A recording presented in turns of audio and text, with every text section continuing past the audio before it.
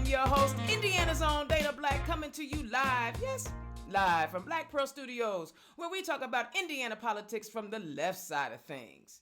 Y'all, we still got some folk out there that want us to reopen this economy before they have adequate testing. There was some lawmakers that signed an open letter to the governor saying we need to open up small businesses. Have they not figured out that even if you open up those small businesses, people might still be too afraid to go to the small business? So now they have operating expenses but no customers? Yeah, I guess they didn't think that one through yet. But you know what? That's what happens when you focus in on the bottom line instead of people. And here on the left side of things, we're thinking about people. We want to keep everyone safe. And I think the guest that I have coming on tonight is going to speak to that, because I'm telling you, the dude that he's running against in District 9 and the general, we need to say goodbye to that Tennessee fella. Y'all give it up to former Bloomington City Councilor Andy Ruff. Andy, welcome to Turn Left, my man. Thank you, Dana. It's good to be here. So tell the people who you are and where you come from. Well, I'm Andy Ruff. I'm from Monroe County. I've been raised since my entire life in southern Indiana. So the 9th District has been moved around, gerrymandered a little bit here and there over the time. But what's now the 9th District is where I've spent my entire life. And I did 5 consecutive 4-year terms as an at-large member of the Bloomington City Council, and served as president for 3 of those years. And now I want to take my experience, my Indiana experience, my experience as a Hoosier, living and working and recreating and raising a family in southern Indiana. That life experience, combined with my experience as a community leader after 20 years as an elected official, at large, meaning citywide, not just a district representative, but citywide like the mayor's district would be. I want to combine my leadership and elected representative experience, my life experience in southern Indiana, to step up and run for Congress in the 9th District against Mr. Hollingsworth. Well, you know, that's a tough race, because, you know, they've done everything they can to carve up that blue bubble, which is also known as Bloomington. And it is not going to be an easy race. And unfortunately, you have a lot of folks to talk to and saying, listen, you know, I'm a better choice. For example, Representative Hollingsworth, excuse me, has suggested that we can sacrifice a few lives for our economy. What do you say to that when you hear that as someone who is supposed to be representing you in Washington?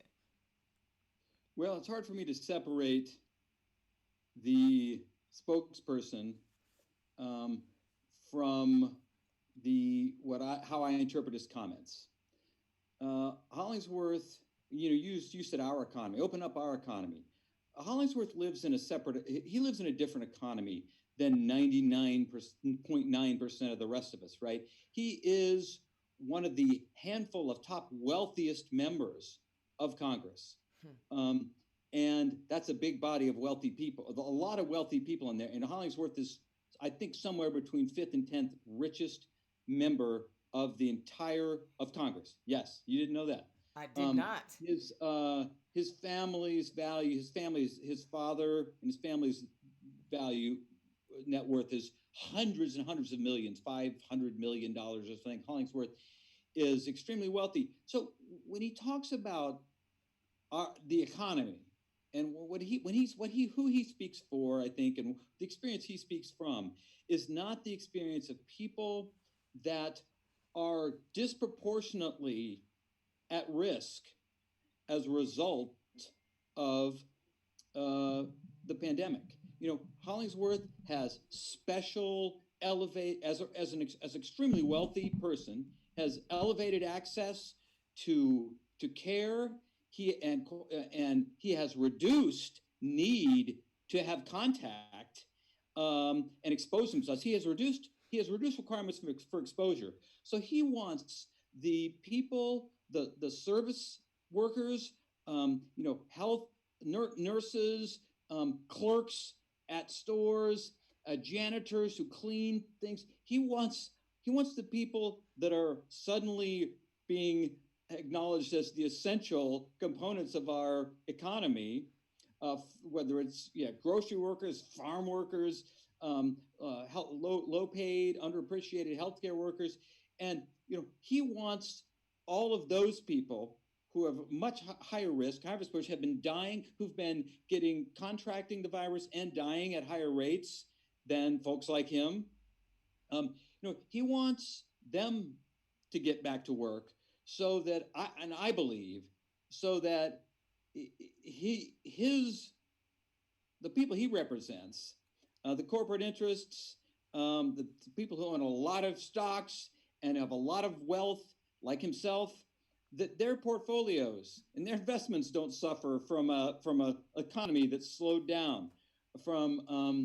And so I don't. He's not speaking for, he's not speaking for the average ordinary Hoosier, the average ordinary citizen, the average ordinary American.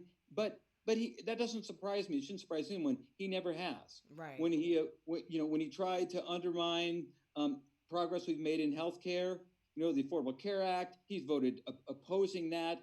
He's supported all the tax bills that provided much larger gains and benefits to the wealthy. Those are who he represents. And so it's not, to me, it wasn't that surprising that he's taken this position that we need to prioritize his bottom line, the bottom line of people with lots of wealth over the lives of ordinary, average, everyday Hoosiers. Absolutely, and it's disheartening that we have so many people who are elected officials, and I keep saying now they're elected officials and not leaders, or they're elected officials pretending to be leaders, are willing to sacrifice lives. I mean, the idea that we've done really well, but with our sheltering in place, that we've been able to slightly flatten the curve, but we don't even really know if we slightly flattened the curve because we don't even have adequate testing.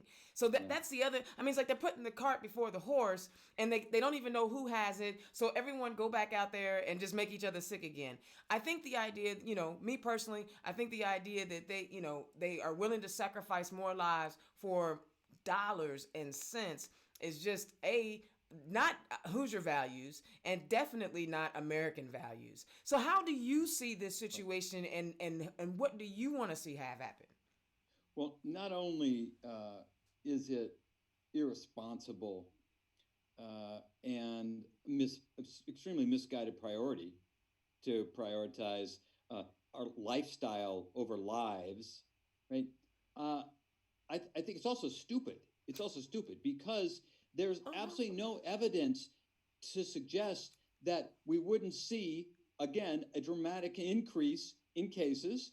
We'd have to just go back to shutting things down and social distancing again, having then lost additional lives, though, and having many additional infections. We'll end up being back in the same place. It's really crazy. And I think probably Hollingsworth is speaking for and representing his class of elite, extremely wealthy, privileged folks, and talking about sacrificing the lives of average, ordinary folks. And I think probably the folks that are rallying around the country about this, they've been misled with misinformation, right? They're watching Fox and they're listening to elected officials like Trump and the Texas, lieutenant governor or whatever, and others, and they're just genuinely misled. I got a message the other day from someone. You probably know this. I'm a country music. I'm a semi-professional country songwriter, singer, and musician. And so we were actually, my band was supposed to open for Joe Diffie last year at the Bluebird in Bloomington. Joe Diffie, the country singer who died from COVID-19 about 2 weeks ago. Yeah, one of the biggest artists in country music from the 1990s. Wow. Joe Diffie, he died from COVID-19 about 2 weeks ago, maybe 3 weeks ago. And we were going to open for him. So I got a message from someone who said uh, evidence has shown that the hospital, it was leaked from the hospital that he didn't really die from COVID-19. He died of a different cause, but they're lying about it, saying it's COVID-19 for just. I mean, the reasoning was just absurd. Like there was motivation, incentive to lie about that. But this is a musician that I know of that should know better, Mm-hmm. but is being misled, Mm-hmm. misinformed, because just the other day, Joe Diffie's wife, or his widow at this, or widow at Right. this point, Right. came out and said, "Okay, these rumors are going around. They're ridiculous. It's completely wrong. Joe died of corona." Mm. Right? Mm. But you have large numbers of people that I know of in my, because I associate with and in communication with a lot of people who love country music, enjoy country music. And a lot of those folks also tend to watch Fox News. And they've been They've been duped. misinformed, misled. They've been duped. Yeah, They've been and duped. it's in this case, it's more dangerous. The duping is more dangerous to everybody than usual. Absolutely. Chris So, Hayes had a chart up last night on All In with Chris, I think, yeah, Chris Hayes, and he talked about how they were able to take the average deaths per year in some of these other countries like Italy and Spain, and then the number of deaths that they've seen this year and how much it had spiked up just this year. And they also said that of the deaths, like say there was 10,000 deaths, of the 10,000 more deaths than the previous year, right? And of those 10,000 deaths, only maybe 2,500 of them had been identified as COVID because they don't know where these other deaths come from. So even though we haven't always identified who has passed away from COVID, more than likely more people have died from this virus than we've actually been able to record. And that's the part that's yeah. really unnerving Well, is we don't know. no, and then there's the sort of ancillary, or I'm not sure if that's the right word. That's from people that have not been able to get the care they need because the systems around the world have been overstretched Stretched. beyond capacity by COVID demands. And then you've got instances of people that should have gone and gotten care for something, and they didn't because they were afraid of exposure, that have led to potentially some deaths of those people too for other reasons, but it's ultimately still tied to the pandemic. Absolutely, absolutely. And unfortunately, the pandemic has consumed so much of our energy. But I know you said you've been in District 9 for your entire life the way it is drawn right now. You've been Yeah. out there talking to people. You've been out before we were on social distancing and lockdown and all that. You've had a chance to talk to your constituents. Talk about the issues that are most important to the folks that you've talked to in District 9, besides Well, Corona. yeah. So a lot of folks also don't know, and you probably didn't know this either. I worked for Barron Hill when he was congressman, when Ha! he represented. I did know that. You didn't know that? You didn't know I was on I Barron's did my staff. homework. I did my homework. So yeah, I did a stint as well, my title was special outreach coordinator in the Indiana office, in the northern part of the district, which was operated out of Bloomington, for Barron.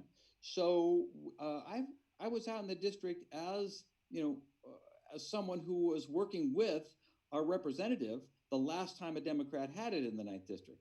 Now the district has shifted a little bit since then. Du Bois County, I remember, was in the district that time. Now Du Bois is in the 8th, and there have been some other changes. But the heart of the district is still intact, to where it was when I worked on Barron's staff. There are large, big picture issues, right? There are issues of healthcare, um, of money and politics, which people, I think, in the district realize it's going to be very difficult to make progress in dealing with climate, the climate crisis, with healthcare, until we reform the way our money influences not only our elections but our politics and our policies that come out once people are elected. Because what they bought, in addition to helping their candidates get elected, they bought access, special access, Absolutely. and access is everything. An elected official has a certain amount of time to put into researching and listening to voices. And if the persons who's always got their ear are those ones that were able to give large contributions are associated with a large contribution, that's who gets their ear, that's who has the access, that's who has the influence, and we get policies that don't reflect the needs of regular Hoosiers Mm-hmm. and regular Mm-hmm. Americans. We get policies that reflect the special interest, the big money interest, particularly in corporate interests. But so there are these bigger issues, and they are affecting everybody in the Ninth District. Use healthcare as an example, but within the district itself, there are a lot of issues that are really important in parts of the district. For example, there are some agricultural parts of the district that have a lot of agriculture, and the farmers are very concerned with agricultural policies and how um, what this administration has done has really impacted their not just their profitability, but their ability to plan for the next crop for the Mm-hmm. future. Mm-hmm. Um, they have a lot of issues of great concern in certain parts of the district. We have a lot. The Ninth District has more veterans per capita than average for the U.S. Mm-hmm. Mm-hmm. And veterans issues and veterans being able to access services and receive the benefits that they were promised, and they should be able to get much more easily than they are able to get. Um, they That's a major issue in parts of the district, in Okay. certain Okay. communities in the district.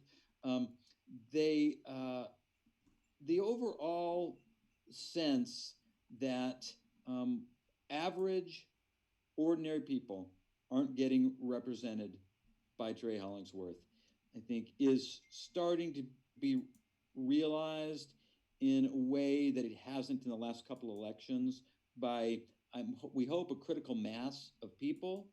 And so when people say, "Oh, this district will never turn," Democrat can't win it. I don't agree with that. Right. Right. I think to the extent that people are starting to understand Hollingsworth better, the importance of whether he's a Republican or whether I'm a Democrat becomes less important Mm-hmm. in people's calculations of how they're going to vote when they start to have a better understanding of this guy who's currently the representative, he really isn't in touch with, in tune with, in touch with the needs of people and communities in the Ninth District. And Absolutely. this other guy that's running, if I manage to win the primary and I emerge as the Democratic candidate for the general election, this guy, he's got an ear and a history in this district and amongst regular people and in communities in the district. And I think that will make a difference. It'll make a bigger difference now than it has in the past 2 or 3 elections. So talk about, okay. So you named some really big issue, big picture issues. Have you contemplated or thought about how you would address those issues and maybe some solutions to those issues?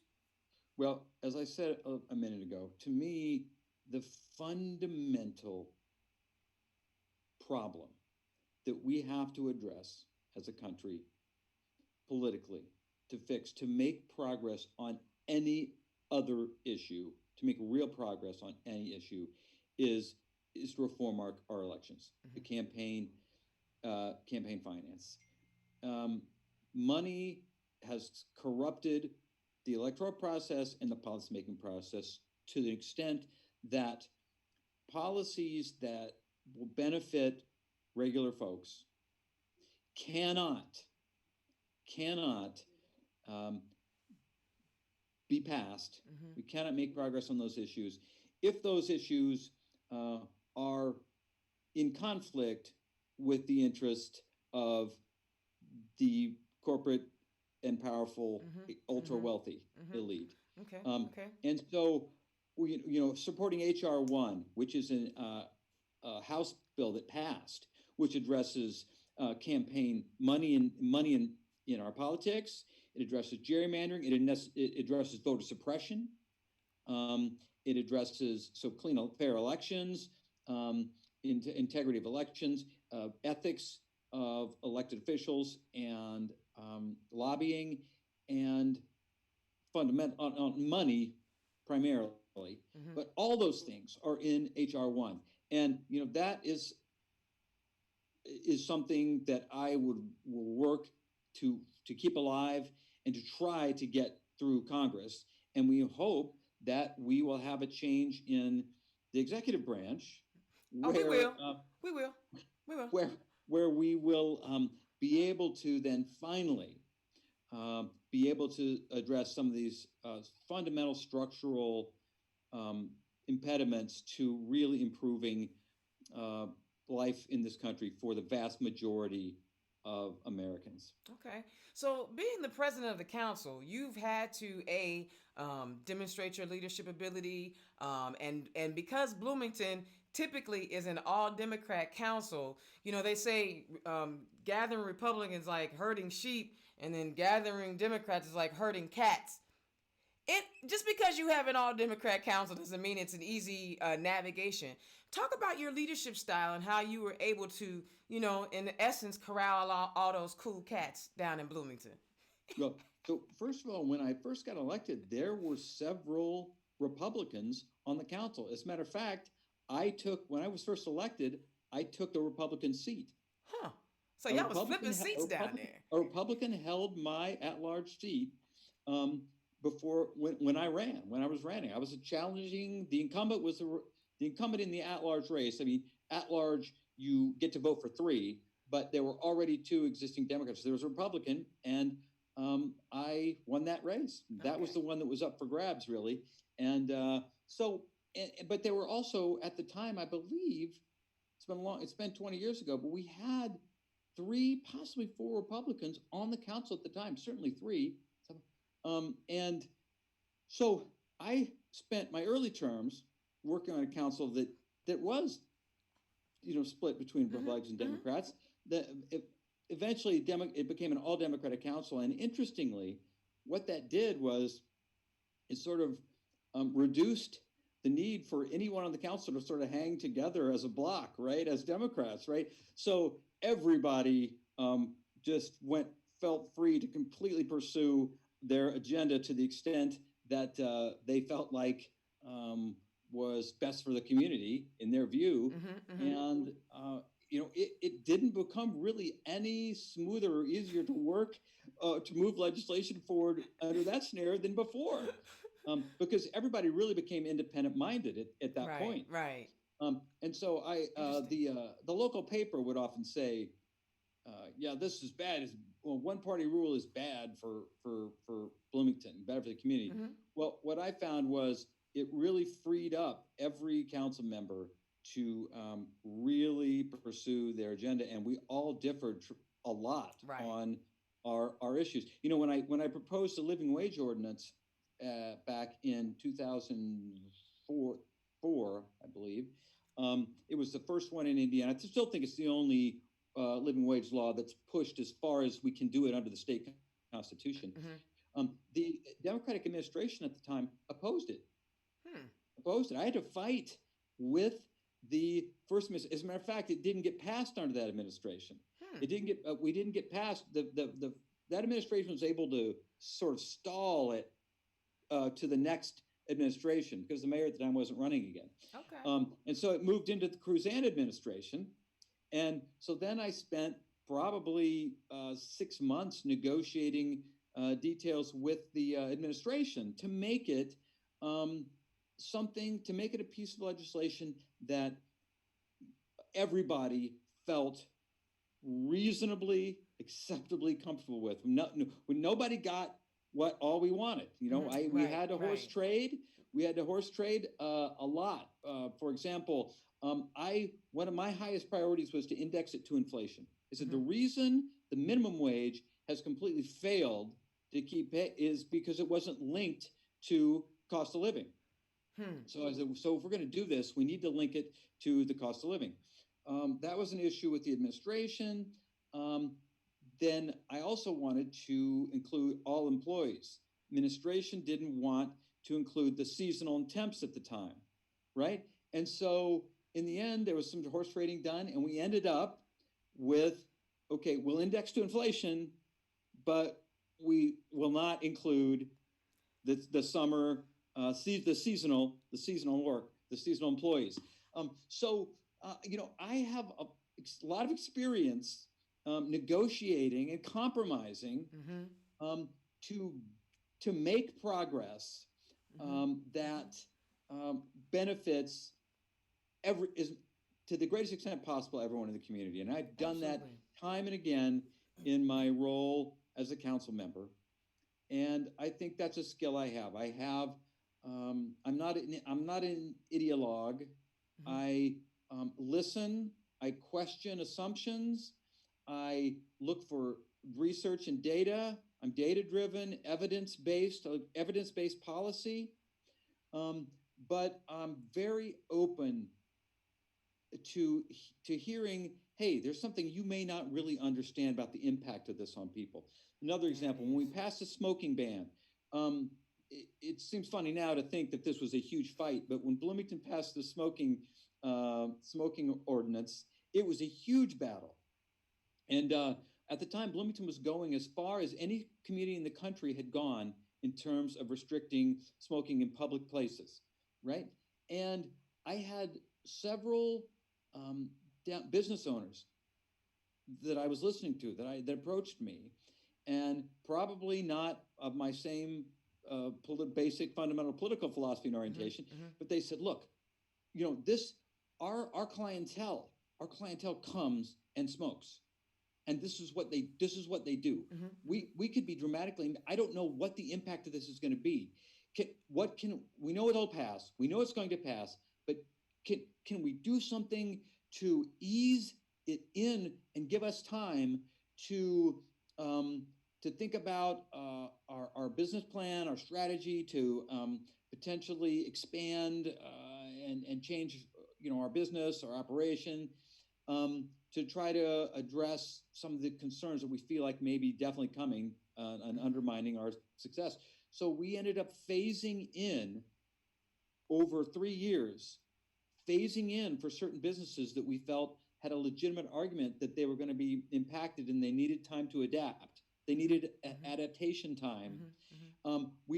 We got that written in there. I sponsored that. I led that fight to have that phase in out Mm-hmm. of consideration for those businesses. And some of the council members at the time were so incensed that I had Democrats threatening to work against me in the next election because I was working to soften up, to weaken. They thought to weaken that that smoking ban, that You, smoking ordinance, but right? you know what? So It's frustrating because I get everybody has their like super wish list of things that you want, right? I have my wish list of things that I want. But I also know in politics is all about compromise because you're working, you're representing people, a diverse group of people who have a different set of ideas and things that they want. And in my opinion, in order for us to move anything, to make any progress, you have to be willing to hear the other side and be able to make the right types of compromises. I yeah, think when people feel like you should dig your heels in and don't and become immobile, then how can you be progressive and immobile at the same time? I mean, I okay, get yeah. there's a wish list. I just never understood the I'm gonna dig my heels in, and if you don't give me everything I want, then but we never get anything done that way. You're right. We're not going to make progress as progressives if we're not willing. And the thing is also nobody knows everything there is to know or has the experience of from every angle that a given policy is going to affect. So Absolutely. when I listen to people that I feel like initially might be on the totally opposite side of me, I'm learning things that are very oftentimes legitimate, need to be incorporated, and need to be compromised on for the overall benefit. And I have a long history of successfully doing that as a council member. And it sounds like I'm listening to the things that you guys have talked about. You passed, minimum wage ordinance, smoking bans, things that are about health conscious. It's obvious that you are on the correct side of the policies, but you understand how to get those things passed. And I think that is so crucial, especially in a time when our nation and our state is as heavily divided as we are right now. Probably the second most divided time in our history, because I hate it when people say, well, this is the most divided. We ain't fought no war yet, so I ain't ready to go there. But it's just important, and I think that our listeners need to hear that, yes, you are on their side when it comes to the issues that matter to us, but you also recognize it is important to work with people to get the things that we need. If we want to change policies, we have to change the policy makers. And I think we need policy makers that are willing to, listen to all sides, take that information in, and try to disseminate it out. I think you're on the right. Well, what do I know? You've been doing this longer than me, but I think you're on the right side, the correct side of this discussion. So tell the people how they can find you, so they can donate to you, become a volunteer, or whatever. Yeah, this has been a difficult time. I'm sure you've heard from other candidates that asking for campaign money right now, when there's so many critical needs out there, so many people out of work, so many people suffering, so many businesses, small businesses, just in terrible situations. So to be asking for campaign money just really feels kind of frivolous. I feel like a jerk to even be asking. Yeah. Now, Hollingsworth has sort of made this a little bit about the pandemic. He's with his comments. He's sort of reignited in the interest in this race a little bit, whereas before, I think people, like in most races, had it had gone to the back burner. But Hollingsworth has made this about, because people realize now, holy crap, when the pandemic's over, we're still going to have the same guy in office. We're going to he's still going to be there, and these are what his values are. These are his priorities. But where can they find you? so they need to. So my website. Go to my website. It's simply andyruff.org, ANDYRUFF.org. And on my website, there's ways to get involved volunteering. There's a donate, of course, a donate tab. You can easily donate. My positions are laid out there in summary, and then also in detail. My platform, my background, my philosophy, all kinds of information on the website. It's a good webpage. It's a good website. And this is a good place for people to go to learn about me. And it has links, and it talks about a lot of my legislative achievements from when I was a council member. So it's a really good place to go at this time when I can't be out meeting people. Well, I thank you so much for joining us today, and I'm glad I had a chance to to really get a chance to talk to you. We've seen each other over the years, but we never really had a chance to talk, and I'm really thankful that you came on and shared your story about why you want to run. When I've seen you speak, it's always been wonderful, outstanding, inspiring, entertaining. Well, that's my job. I'm the hype woman for the party. I'm the hype woman, so that's what I'm here for. All right, thank you. Go ahead. One last thing I want to say real quick. Okay. The thing I heard before the pandemic when I was out in the district, there's this myth out there that, someone from Bloomington shouldn't be running. No one because the rest of the district hates Bloomington. No one from Bloomington can win. This you hear all the time. And I heard it from people, Democrats that I spoke to in those first few weeks when I was out in the counties. Mm-hmm. And what people don't really, I said, now, wait a minute. Todd Young was from Bloomington. He lived in Bloomington. Todd Young lived in Bloomington. He was... Don't brag about that. No, it's not. I'm not saying it's a good thing, but it's like, why is it different if you're a Democrat from Bloomington than if you're a Republican from Bloomington? So I don't think, so I think people are wrong to think that there's an idea. It's the idea of it's the same old idea of Democrats versus Republicans, conservatives versus liberals, progressives. And for some reason, Bloomington's an easy target. It's easy to, instead of saying I want to support a liberal. It's easy to say Bloomington, the People's Republic of Bloomington. He's from Bloomington. But, the last candidate who ran, Shelley Yoder was from Bloomington, Liz Watson from Bloomington, Bill Bailey, the mayor of Seymour, who ran two terms ago. He ran as the Democrat. He was the former popular mayor of Seymour and a popular and successful state legislator from Seymour, and he lost the district by a far higher percentage than either Shelley Yoder did or Liz Watson did. So don't listen when someone says, a Bloomington person running in the 9th district is a kiss of death. He can't win. We know it's not true. And so we're going Good, to good. listen. Bloomington is my second Indiana home. So I am wishing you all the best of luck. Good luck in the primary. Whatever happens, happens. And if you make it on the other side, we'll see you in November. In the meantime, thank you so much for joining us. I'm going to go ahead and bring Cindy on. You have been awesome. People, if you like what he's talking about, find his page, find out who he is, and figure out how you can help him win. All right, my brother, you have a fantastic evening. Thank you. You too, Dana. All right. Talk to me, Cindy. Where you at? Hey, girl, I'm at home. What's going on? I'm on lockdown like everybody else.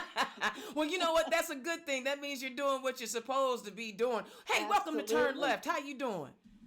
I'm good. Well, let me give a proper introduction. Indiana's Own is happy to bring to you again. Welcome back to the show, Miss Cindy, who is running for a House Rep in District 58. Welcome to the show. Thank you.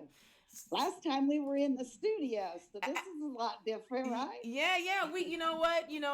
Times change. My man Jumbo Love is doing his thing, and making it happen in a beautiful studio. I kind of had to figure out how I was gonna do it, and I was like, you know what? Let's just build a studio inside the condo. And then with the COVID came, I was like, I don't know how to do this remotely yet. But you know what?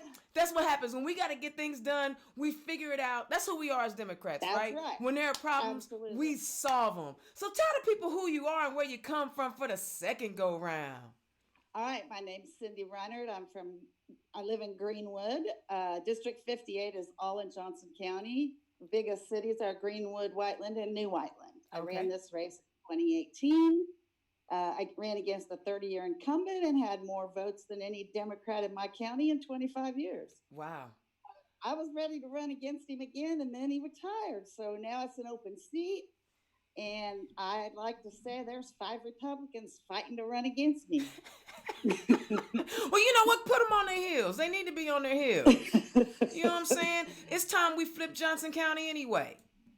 Yes. And I had a lot of support. I've had a lot of support this time. It's different.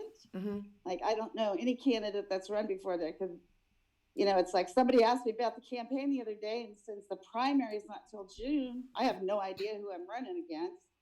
And I'm like, the campaign is like, whatever. And that's okay. And what I love the most is that, okay, so you weren't as successful as you wanted to be in 2018. You bringing it back. You won up on me. I did my thing in 16, and y'all ain't seen me on a ballot. Listen, I know what my skill set is. I'm the hype woman. So talk about what made you go ahead and do it again. Well, when I was in high school, so I was at least 15 because I was still riding the bus. I would go home at night and write signs about Nixon and Vietnam and put them in the bus window on my way to school. So I was like way out of league in Perry Township, right? Mm-hmm, mm-hmm. They were the only township in Indianapolis who refused to do busing when that order came down. Mm-hmm. So you get that, right? Mm-hmm, mm-hmm, mm-hmm. We know so why. I just spread that out. Like in the 70s, I went to D.C. and I marched for the ERA, and I've just always been that person. Mm-hmm. I have a thing on my website that says I'll represent people I don't know. Absolutely. Because there's just right and wrong. Mm-hmm. And I loved what you guys were talking about, digging your heels in. Well, I was a lawyer for a lot of years. And if you're a lawyer, you have to know what the other side's argument is. Mm-hmm, so it makes you, when you say, this is a great policy. So for me, logically, I just go to, what are the arguments against this, right? Mm-hmm. And how do I get around those? Or how do I make that do? Mm-hmm. My biggest goal is to get people in the State House to actually discuss bills. Mm-hmm, I am so sick and tired. I wrote an article for a veterans publication, and I talked about how Indiana had introduced 16 bills for veterans. I think it was 2019. 2 of those became law.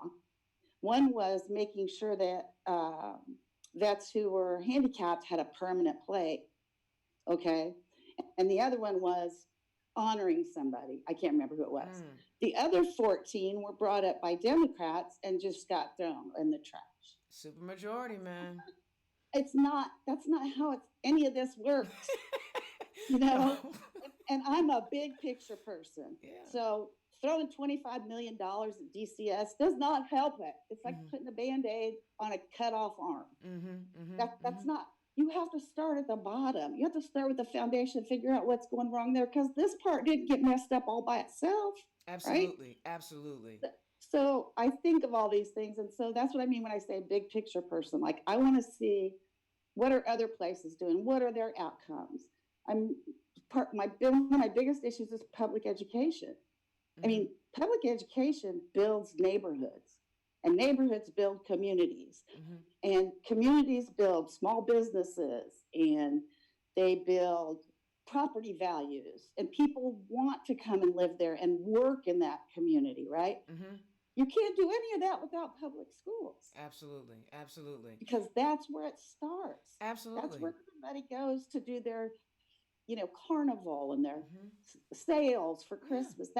And so for me, it's like I said before, it's building it from the ground up. Yeah, I mean, and you know what? And I think this current crisis that we're in right now is really highlighting all the other services that our public schools have been providing. Listen, Yes. Kids who are not eating, they're not getting the counseling they need, or whatever, the extra tutoring. All of these things were happening in public schools, and the idea that we have legislators that are continually cutting away and chipping away at the funding when they are providing much more than in-class education. Exactly. It's one of the things that makes me sick to my stomach. I mean, I don't mean to cut you, but I got to tell you this story real quick. I remember when I was, I remember I was probably in my mid-20s, right? I wasn't even awake yet, right? I was in my mid-20s, and I was listening to the radio, and they were talking about how they were cutting arts and how they were cutting music, and how they were cutting gym out of public schools. And I was driving my car, and I was like, well, did the person who came up with this idea, were they born at 45? Did they not have fun in any of these classes? Did they forget how wonderful these classes were as a break from the math, the English, and all of the sciences? If that wasn't your thing, there was that carrot to do something else. I just think the fact that we have stopped looking at students as people, and we look at them as commodities and how they're going to churn, how much money you can make off of them, man, I don't even have kids, right? I don't have kids. I didn't even contribute to this madness, but I still want the ones, I want the ones that are here to be able to like have a future. Talk about it. Yes. So a lot of kids that don't do well for me, I never did well in math or science. Like, those were just not good subjects for me. But I had friends that weren't either, but they excelled in music, or they went to school on art scholarships when we graduated from high school, right? And so when you take that out, you just take a part of a child's life away. I mean, how many times do you remember sitting around with some maracas on a floor at school? The xylophone! And y'all playing a song, and you got little things to beat on it. I mean, that was like through grade school we did that. Absolutely, and it doesn't just teach music, it teaches teamwork. It's just like PE. Yes. PE doesn't just teach you exercise, it teaches you teamwork. Yes. Like, how do you get around and get along with people around you? Yeah. Who are the leaders and who are the followers, and who, how do you form your groups that way? So it's way more than just having, people run up and down the football. It's more than that. I love the teachers in my district, and they go around every once in a while and honk and wave and all. And this is like, it makes me tear up because they love their kids. They really love their kids, and they go by and honk at all their kids' houses, and the kids are in their windows waving at their teachers. It's just awesome. And they just need a little support, right? They just want to be able to take care of their own families. And you got these clowns every now and I'm going to stop calling them names, running around talking about they don't need raises and they don't, I just don't understand. So I'm going to switch subjects real quick. What kind of law did you practice? I practiced family law. Okay. So what? I had all the good people on their worst behavior. The criminal Ooh. lawyers get the bad people on their best behavior. Okay. So what made, I mean, I imagine your activism had a lot to do with your decision to go into family law. Yes. And talk about some of the things without obviously divulging anything that you shouldn't. Talk about how that's shaped your political views and the things that you've seen in family court. Um, I'm a very big advocate for domestic violence. I used to be on the board of the ICADV. I I've seen a lot of that, and to live in the third largest county in the state and know that it has no domestic violence shelter, no homeless shelter, is just maddening to me. Mm-hmm, mm-hmm, But you know, Brianna Leith went out. She went out on a DV call. mm-hmm, You know, those mm-hmm. things. Sometimes it's not just about the people that are in the fight, right? It's Right. about the person that shows up at the door to try to sort the stuff out. Absolutely. Absolutely. So that, and then I think you know, courts, and I really hate to say this, but courts are like a corporation Hmm. in a lot of senses. You can have a client that has done everything they're supposed to do, has followed all the rules, this, and this. And if you have an attorney on the other side of the case who's connected somehow, your client may not win, Okay. even though Okay. your client has done it. So the reason I say it's like a corporation, it's not so much like, my goal was to help people. I interned at legal services for 2 years when I was in law school. Mm-hmm, And they were so overwhelmed. They just hand me a bunch of files, said, here's your cases. I'm like, okay.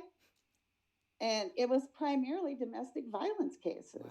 They needed protective orders. And this was back in, the early 90s when they didn't have really strong protective orders, Mm-hmm. And so, so for me, it was the unjustness of, things that happen.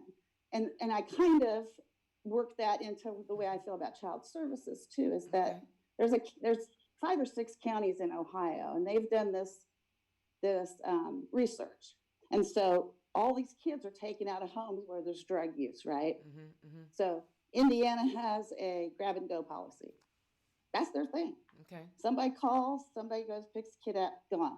Into foster care, into what? Into the system. Mm-hmm. Well, this Ohio group did, instead of using that money for child services, they used that money for rehabilitation of the parent who was addicted. Okay. And they saved money. They kept more kids with their families.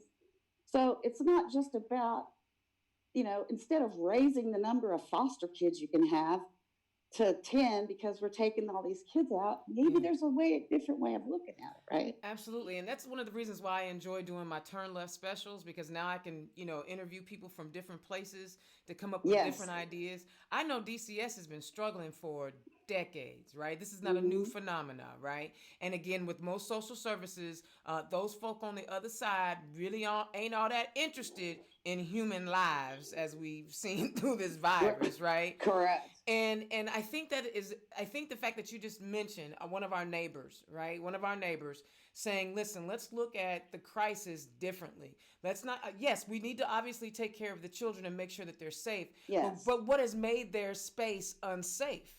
And not just dealing with the symptoms, but you're dealing with the cause. I think that's an amazing way to look at things. And I wish we had more elected officials in our state house that thought like that. Maybe you should win.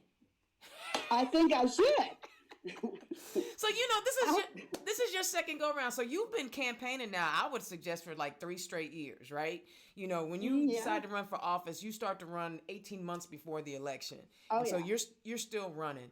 And talk about the things that you've heard that your community wants, but are being ignored by the people that were representing them.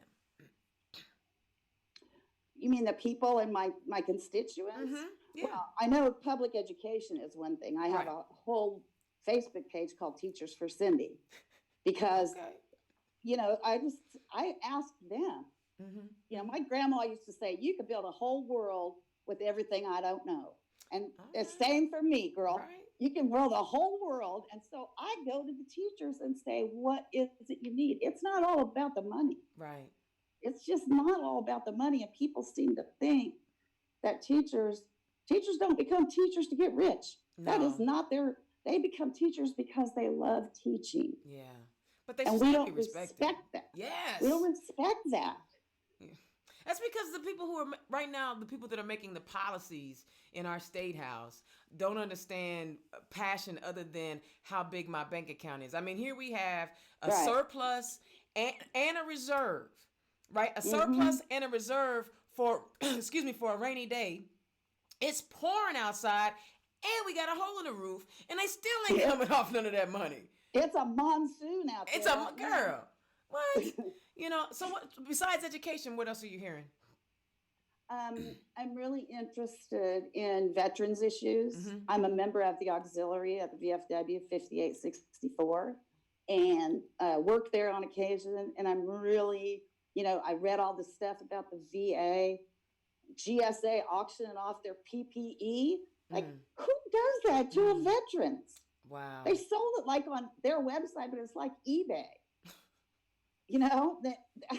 And then they said, well, that's not really how we did it, blah, blah, blah. And then somebody caught them and said, well, that date was already, it was already on lockdown. So how are you saying you're doing it after that? So it's just, veterans they signed up to do whatever.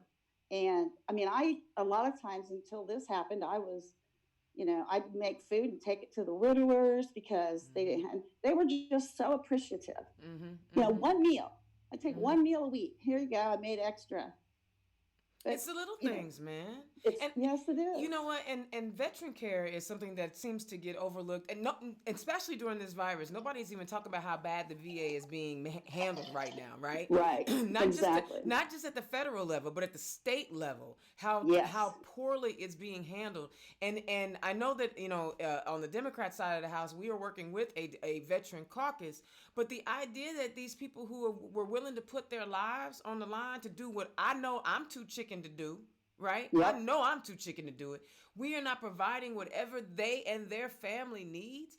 That first of all, it's ungrateful, but it's not unusual, right? It's unfortunately, we only get mad. We only think about veterans when, as I said in a speech once, when athletes are protesting police violence. Yep. That's the only time we think about. And I was like, well, wait a second.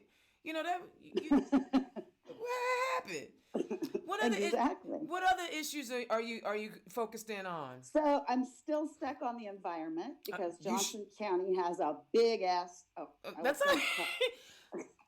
See, if I was in the studio, I could just not say those 7 words. They have, the last time I checked, they had 54 kids in Johnson County with childhood cancer environmentally linked. 24 of those kids are in Franklin proper, and 34 of them are in my district. I have a 5-year-old great-grandson who plays out in the same dirt. I have a stake in this, right? I have a stake in this, and there's no, I don't care if they shut the EPA down. That doesn't mean Indiana has to shut down IDEM. Right. That's no reason for us to not find people to enforce and make proper protocol for IDEM instead of just letting them throw their hands up. Well, we checked. I think it's okay. No, that's not good enough. Isn't it interesting, especially when you speak about IDEM, that for the most part, the side that's controlling our state right now is always about states' rights, except for when it comes to the environment. When it comes to the environment, we just gonna go ahead and defer to the federal government because But the thing of it is this. IDEM last year had some controversy because they approved another plant that would produce 13 times the carcinogens that essentially the guidelines, the IDEM guidelines said we should be able to produce. And I don't understand how these people are making decisions in IDEM that are not beneficial for the humans that actually live here.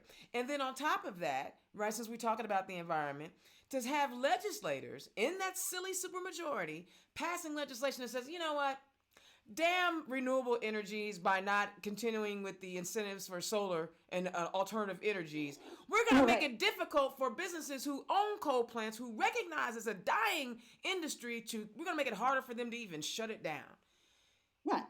And they are, and Duke and Vectron and all these companies are like, we don't want to use coal anymore. But the We don't. legislators are like, oh, yes, you do. Yes, you do. Yes, you're We, going to fix some coal for it's us. 1952. We staying right where we at. I get it. It's very, extremely frustrating to me. And there's in Martinsville also, they Yes, have a huge issue in Martinsville. absolutely. And, when you think of all the things that could kill you, the idea that your child could die because some company dumped stuff in the ground. EPA checked that place in 70s in Franklin. And they come back every few years because somebody called and they say, yeah, we fixed it. And a few years go by. I mean, it's just mind boggling that I'll tell you this one story because I can't go to the EPA. When the EPA shows up in Franklin and does their little drawings and does their happy faces, the very first one they had, I went to, and there was a woman there who's from Chicago who works at District 5 EPA. She says, I tell her, well, when you've got water going up a pipe to a bathroom in the second floor, it's still got air in it. And she said, oh, no, if it's got water in it, there's no air in it. And she argued with me. I had to walk away. So these are people who are making the big bucks working for the EPA. And they don't even understand basic science. You know, I know you see that bubble on that water? You see that bubble? Do you know what that bubble is? It's like called a vacuum, right? You got to have air in there to make a vacuum. I mean, the environment is so. I know the young people. Especially our millennials and our what is it? The Gen Zs. They are really into the Green New Deal. Every time as a party we would have platform discussions. They were really into, okay, could y'all not make it difficult for me to live to y'all's age? Because they are really looking at their future and saying, if we don't get a handle on this climate change, well, that's one thing the virus did. No kidding. We're not emitting all the the toxins in the air right now. I mean, I'm not saying the Himalayas. Right. I'm not saying a virus, a pandemic is a good thing, but if something, you always try to find the silver lining in a bad situation, and is that, okay, once we get through with this respiratory disease that people are getting, they might actually have cleaner air when they get out of the hospital. Right. And then the whole coronavirus, I got sick on March 6th. Okay. I had a sore throat and a cough. Next couple days, I started to get the aches. And there was nothing was shut down yet. Right. But I had heard about it, in Asia, and I got sicker and sicker. Finally, I called my doctor's office, and they said, well, we can't give you a test. And I'm like, okay, but what am I supposed to do? Well, call the triage nurse. So I called the triage nurse. I called her every day for 5 days. No test for you. Because you haven't been around a known person that has it, or you haven't traveled for 21 days. So that went on for almost 4 weeks. And I'm finally now where I feel good. But you don't know. You don't know for certain. Don't know. Yeah. No. You don't know for certain. I knew if they could use my plasma to help work on an immunization, I'd go every day and let them have my plasma. Yeah. But I don't know. You don't know because you weren't tested. Yeah. And so that's aggravating as hell. Yeah, and were you around any family members when you were sick? No. Luckily. I just stayed home. I was like in bed for the first, but I had been around all these old guys at the VFW because they opened their new building. So for the 4 nights before that, I had been around all these guys, 75 plus, right? So I'm telling them on triage, like I have been around these people who are like the top people that are at risk. Yeah, no test for you. So it's just that's whole aggravating thing for me. Absolutely, and again, I'm not gonna rehash the subject for the listeners only because Andy and I kind of went into it really heavy. But it's just disturbing that we're putting the cart before the horse. We don't have adequate testing, but we're ready to open it all up so that people can, go out here. I know one of the things I thought about, because I've talked to people who felt like they probably had it in November, And I think Yes. about we had a couple of Democrat forums where I was in a room full of hundreds of people up and down the state. We had a training session where we had over 150 people plus any event that came up. I was trying to be there, and once I realized I needed to lock down, I locked down because I didn't know if I had been around anyone, and if I was Exactly. if I was a carrier, it was like, look, I don't want to, unfortunately I had to go to work, but I went to work, kept a distance, but then it was like we don't even know. We were doing our civic duty by trying to engage people in this political process, and we could have been infecting each other and making each other sick. And Oh yeah. that's what burns my soul. Like I want to Yes. see elected leaders and not just elected officials. You know what I'm Yes. saying? You know, And that's part of our big problem in the state house right now. absolutely, Big problem. absolutely. We got to flip some seats, man. So you're running your campaign, and I know it's hard to raise money, and you can't knock doors. But what are you doing to try to keep people engaged in your campaign? Well, Kyle has a strategy all worked out for me. Okay, okay, We're gonna do phone banking. okay, I'm part of 25 Women for 2020, and we've all decided to do phone banking for one another. okay. So it's like if each of us makes 25 calls in one day for one candidate, then we've made 700 calls. Right, right, Right. right. And then we all just switch like right away. At first, it would just be the ones who have a primary. Mm-hmm, mm-hmm. And then after that, we would start over with the other. But I mean, it's amazing the ads that I get. They want to send text to people and this, and it's overwhelming to me. I'm a people person. Right. I right. find myself gloved and masked up somewhere having a conversation with somebody 10 feet away from me. Hey, I can tell you're in a mission, girl, go. Because Yeah. I'm not I say I've been alone with a maniac since March 7th. Me too. I mean, listen, real talk. I'm an extrovert. I'm happiest around 5,000 of my closest friends. And Yeah. so the fact that my Gemini multiple personality self has been quarantined in a house in a condo by Yeah. myself. But luckily, there are avenues for us, and I tell you what, one of the things I wanted to make sure that I talked about today on the show was, how important it is to reach out to each other. Like I've had Yes. this thing has created relationships that I didn't think that I would have. Like I have my core group of friends that I kick it with all the time, and we ride to die for each other. But then I have created these other relationships where we're checking on each other once a week for 15, 20 minutes. And we're just sharing pick-me-ups. I had a good friend call me yesterday and she was like, Dana, I think I need you.